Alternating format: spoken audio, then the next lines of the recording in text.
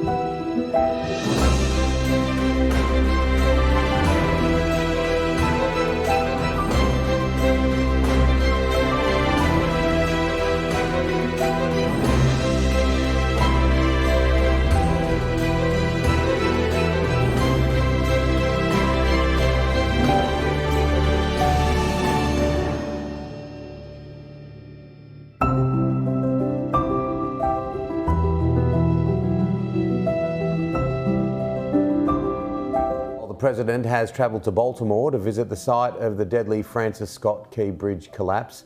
The President surveyed the wreckage of the bridge after a ship collided, of course, with the bridge last week. Rebecca Castor has more. The damage is devastating, and our hearts are still breaking. Eight construction workers went into the water when the bridge fell. 6 lost their lives. Most were immigrants, but all were Marylanders. Hard-working, strong, and selfless. We're going to move heaven and earth to rebuild this bridge as rapidly as humanly possible. And we're going to do so with union labor and American steel. President Biden wants the federal government to pay to rebuild the Francis Scott Key Bridge. And today he's getting a first-hand look at the efforts to clean up the tons of steel and debris. More than a week after the Francis Scott Key Bridge collapsed, President Biden is visiting Baltimore to view the complicated recovery efforts. That view looks like being in the middle of a snowstorm with high beams on. That's the complication that our divers are navigating right now. Crews found the bodies of 2 victims last week, but 4 others remain missing. The president is meeting with their families, as well as members of the Coast Guard and Army Corps of Engineers who are working to reopen the Port of Baltimore. This administration will be with the people of Baltimore every step of the way. Engineers have cleared smaller channels for essential boats to navigate around the wreckage, but larger ships are stuck in port. There are 7 commercial vessels that are stuck within the port. They will not be able to leave until we're able to open a channel deep enough for them to be able to get out. The goal is to have the channel fully cleared by the end of May. Then the focus will turn to rebuilding the bridge.